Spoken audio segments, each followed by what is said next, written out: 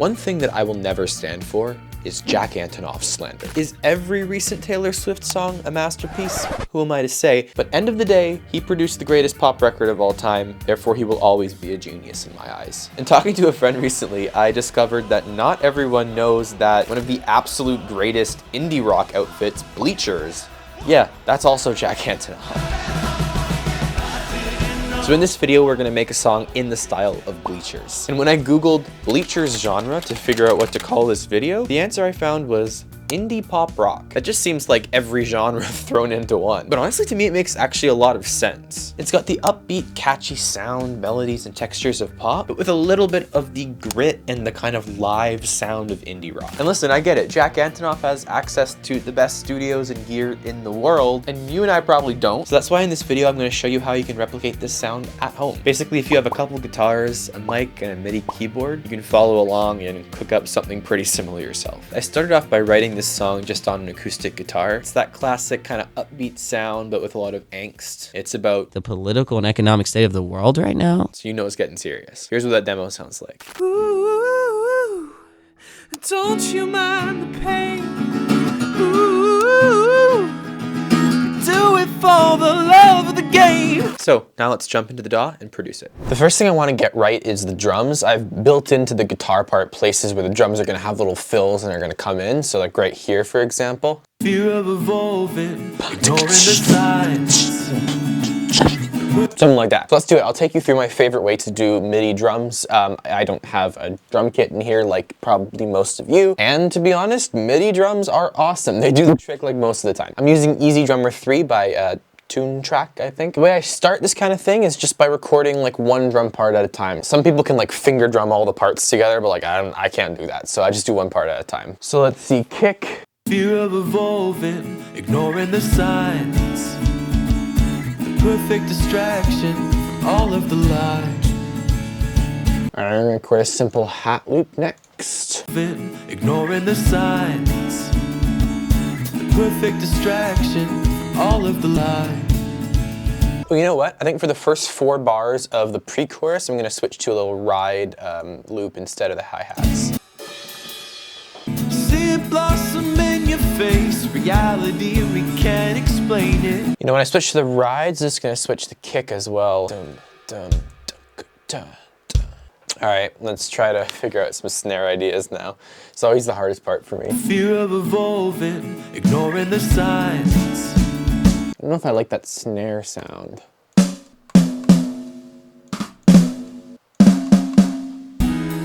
Must be a mistake. It's what we're told when we're I like that, I like that, I like that. ignoring the signs. The perfect distraction, all of the. All right, we got something going here. What I'm doing right now is I'm doing little modifications to the snare pattern to have it like actually like flow with the rhythm of the vocal. So right here, For the love of the game. Ooh. here that kind of goes with the vocal rhythm. Let them meet the. Let them meet. All right, so I took some time to add in some like rides and crashes and fills and stuff, just making the part really come to life. I don't really have a magic formula for this. It's just trial and error, just using the ears to find little patterns that sound good, emphasizing the offbeats a lot. Those are important things. But yeah, have a listen to some of that. Ignoring the signs. With ache. It's what we're told when we're all kids. It's like it fills in so much space. Now, I haven't done that to the second half yet, so hear how boring it sounds in comparison. Don't you mind the pain? Ooh.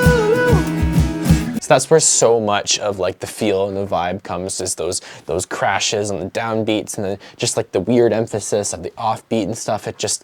That's where the groove and the feeling comes from in drum parts. Okay, so drums are in, and at this point we're just finally starting to get a bit of a feel for the song. And I know now that I definitely want to start with electric guitar and then just have the acoustics come in with the drums. I think it'll just be like more vibey in the beginning, and it's also gonna allow for like the acoustics to just really help that moment hit when the drums first come in if we hold off and bringing them in from the beginning. Okay, so I crafted this little tone here with this UAD Marshall amp. We'll see, I might change it later. I don't think I'm going to commit to this tone. That's the beauty of using software instead of hardware. But yeah, it sounds something like this. I'm going to go for that. So let's just try this. I'm a bad guitarist, so I might need to do it a few times.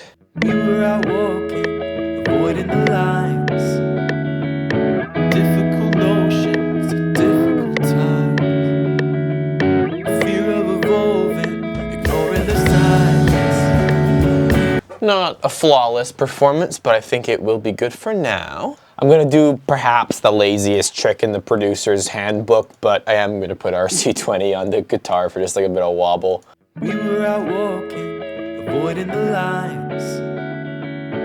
Difficult notions. Man, it's so good. Now, something in my music making process that might be a little different to other people is that I really consider everything, start to absolute finish, really just one big process. Now you're probably like, dude, what? I'm gonna do something right now that you'll probably think is like a mixing thing, but I think it's integral to like the next stages of the production. So I really like the sound of this guitar when it first comes in. We were out walking, avoiding the lines. I think that's dope. But when this drop happens, we have the acoustics and the drums and I'm about to add bass, then all of a sudden I think that the electric lead is taking up a bit too much low end, a bit too much low mids. So here's what I'm gonna do. I'm gonna make an EQ to just fix that. Ignoring the signs. I'm just gonna do a very simple automation and just turn this EQ on when we get to this drop. Nice and simple. Ignoring the signs. Now we've freed up a ton of space in the lows and low mids that will fill up with other stuff to just make everything more full and punchy and awesome. And yes, that was an EQ thing, so technically it's a mixing thing, but I'm carving out space in the arrangement, so to me it's also like a production thing. So no, I want to always think about the bigger picture at every point during the process of creation. Some musicians I know refer to this concept as everything affects everything. Taking some low end out of your electric guitar then frees up space for your bass to shine, which affects the way that you're gonna write your bass part. Removing that synth lead in your second verse makes the second chorus sound bigger, which then causes you to go and rework your first chorus to make sure it's not too big. You see where this goes, it's like a snowball effect. All right, guitar away for now, and it's bass time. I'm also far from the world's best bassist. I only started like tracking real bass on my songs pretty recently. I do like to use real instruments wherever possible, but like don't be discouraged if you don't have a real bass. For the longest time I used like the Scarby Rickenbacker bass, which is an excellent VST. I want a nice punchy bass sound, so I'm gonna use a pick when I play, which I think is a sin for some bassists, but I don't know, I like how it sounds, so too bad. Okay, I got like a nice simple but rhythmic bass line. Let's record it in. Fear of evolving, ignoring the signs. Perfect distraction, all of the lies. Wait. I usually use another UAD amp here, the Ampeg. Perfect distraction, all of the lies. I like that. It's simple, it's punchy, good stuff. All right, it's time to get these vocals right. So I've just done a little mixing to the first bit. I added a send with this radio EQ shape on it. And so I have the vocal sidechain to that up until the drop. So at the start it now sounds like this. We were out walking, avoiding the lines. Which I think is like super vibey, and then that fades off and as we get into the drop. Fear of evolving, ignoring the signs. So we're gonna start off with that one like kind of radio sounding vocal. Then we're gonna move into more vocal layers. So that's what we're gonna do now. First off, starting at the drop, we're gonna have all of the lead vocals doubled, or I guess tripled. We're gonna have 3 takes, 1 on each side and then 1 down the middle. So that's the first thing I'm gonna do. Fear of evolving, ignoring the signs, ignoring the signs. See it blossom in your face, reality. So I'm just going one section at a time here. Ooh, do it for the love of the game. Ooh, let them eat the cake. Let them eat the cake. Ooh, stand wrapped in cellophane. Ooh, yeah. So as you can hear, this is rough as hell right now, but you guys gotta trust the vision, all right? And the way I'm gonna get this section to sound good is gonna be a mixture of like editing and processing, and then also just the way that I layer these. But I really wanna emphasize, there is no shame in editing a vocal, whether that is using things like auto-tune, editing pitch manually, chopping everything up and time aligning it. That really, really careful attention to detail is like 90% of what makes a vocal sound professional. Watch, before I even layer this stuff, I'm gonna edit it and you guys will see how big of a difference it makes. It's crazy. Okay, so I edited everything here. I did pitch correction. You can see just have gone in and chop things up sometimes a lot to make sure it's all perfectly time aligned. Here's what it sounded like before. Ooh, don't you mind the pain? And here's what it sounds like now. Ooh, don't you mind the pain?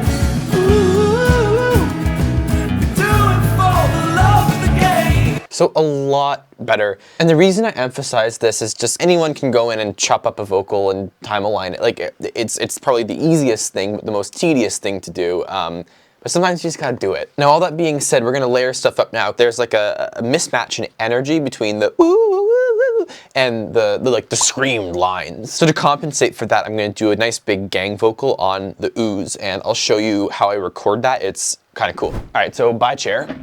So my microphone, the Universal Audio Sphere DLX, actually has two capsules. So there is a recording mode where you can record stereo recordings with just one microphone. And what makes that super cool and super useful for gang vocals is that you actually get a sense of space. Because with a regular mono mic, if you record here, or record here, or record here, it sounds like different, but in kind of a weird way, not in a, oh, there's people standing around me way. So all that being said, when it comes to gang vocals, I really want to try to get all of that gang vocal effect like built into the recording rather than just through processing and reverb and stuff. So here's how I do that. I set this microphone up to record in stereo. If you don't have a stereo mic, which probably most people don't, you can do this with a pair of mono mics. So yeah, I'm gonna stand in 4 different spots around the room and I'm gonna perform the same bit in like 4 different voices in 4 different spots, and it's gonna get a very natural gang vocal sound.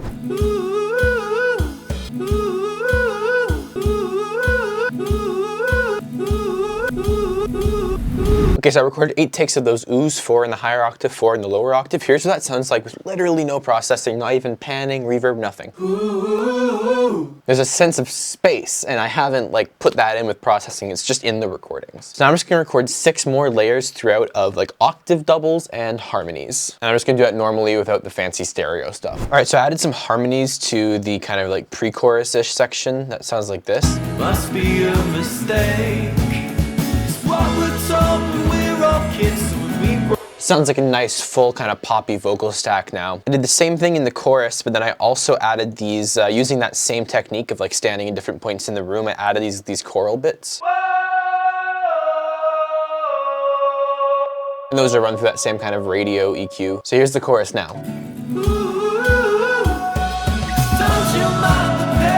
It's cool, but we just need to like take it to the next level. Just add other little ear candy things, a bit more anger in there. Yeah, I'm really excited. So first thing, I'm just gonna add a little shaker, nice and simple. I'll do that from the drop onwards, honestly. All right, sick. Ignoring the signs. Okay, cool, I like that. I'm gonna get my favorite risers and impact sounds from Splice. A little riser, a cinematic impact, and then a punchier impact. I use these exact 3 samples so often. So we'll just be using this to like transition between sections. Just a nice big smack on that downbeat. Nice. So I want like a sliding synth sound in the pre-chorus, and I'm gonna use Retro Machines by Native Instruments, because I know it has this glide setting that can kind of slide between notes in a really cool way. That is gonna be really cool. See blossom in your face, reality we can't explain it. Must be rock kids, we grow old and learn to live with. Won't know who to blame. Now let's just make that 500 times quieter. I'm just gonna use a bit of track spacer to take the synth out of the way of the vocals.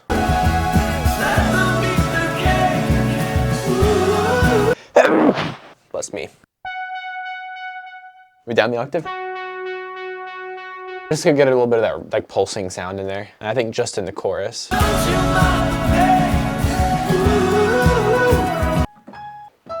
Okay, now I'm gonna add some plinkification to double the melody in the backing vocals. Gotta mix that in right now.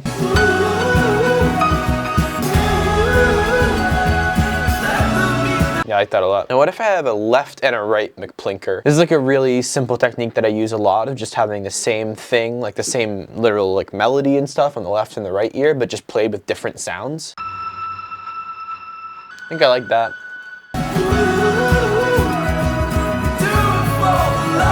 I'm definitely going to add the McPlinkers to the whole pre-chorus part as well.